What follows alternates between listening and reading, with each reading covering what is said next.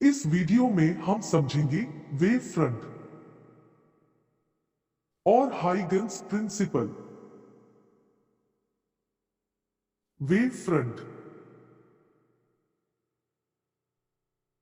मान लीजिए कि एक पॉइंट लाइट सोर्स से number of light wave emit हो रही है।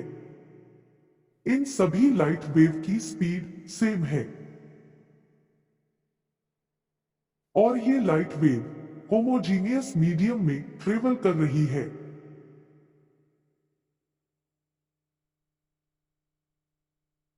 अब मान लीजिए कि टी टाइम बाद हर लाइट वेव एक डिस्टेंस ट्रेवल करती है। एक्स डिस्टेंस ट्रेवल करने के बाद हर लाइट वेव मीडियम की किसी पॉइंट को टच करती है। इस पॉइंट को हम लोकस भी कहते हैं। इन हर एक पॉइंट पे मीडियम के पार्टिकल्स होते हैं जो सेम फेज में वाइब्रेट करते हैं। कहने का मतलब यह है कि पर्टिकुलर टाइम पे इन पॉइंट्स को टच करने वाली लाइट वेव का फेज सेम होता है। इसे हम ऐसे समझ सकते हैं कि सेम स्पीड से ट्रेवल करने वाली सभी वेव का लोअर और हायर एम्पलीट्यूड सेम होता है। एनिमेशन में हम देखते हैं कि पॉइंट लाइट सोर्स से हर डायरेक्शन में लाइट वेव एमिट हो रही है और एक पर्टिकुलर टाइम के बाद मीडियम की हर एक पॉइंट को टच करती है, जिससे एक 3D स्फेरिकल प्लेन बनता है और इसी प्लेन को हम वेव फ्रंट कहते हैं। वेव फ्रंट को हम कुछ इस तरह से डिफाइन कर सकते हैं। A wave front is defined as the continuous locus of all the particles of a medium which are vibrating in the same phase. Light source के बेसिस पे वेव फ्रंट तीन टाइप के होते हैं: spherical wave front, cylindrical wave front और plane wave front. अगर light source एक point source हो तब जो वेव फ्रंट बनता है उसे स्फेरिकल वेव फ्रंट कहते हैं।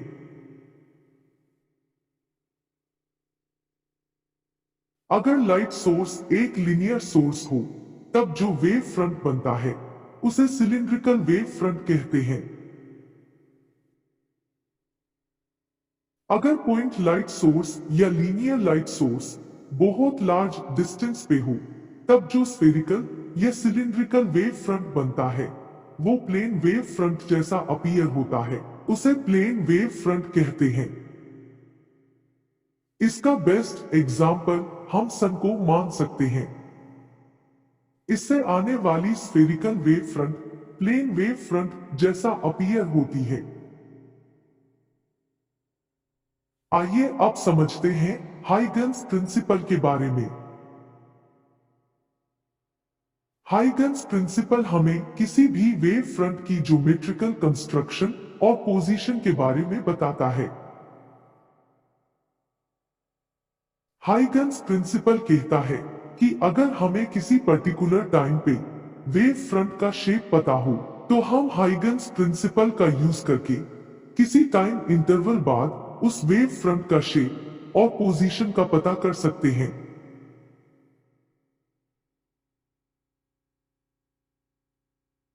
हाइगन्स प्रिंसिपल को समझाने के लिए हाइगन्स ने दो स्टेटमेंट दी है जिन्हें हम एनिमेशन की मदद से समझेंगे।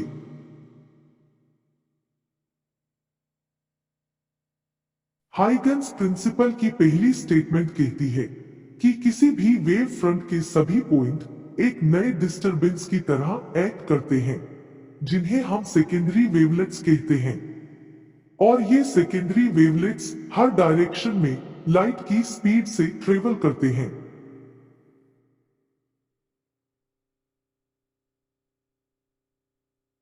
हाइगन्स प्रिंसिपल की सेकेंड स्टेटमेंट कहती है कि सेकेंडरी वेवलेट्स को टेंजेंशियली टच करने वाली सरफेस एक नया वेव फ्रंट बनाती है जिसे हम सेकेंडरी वेव फ्रंट कहते हैं।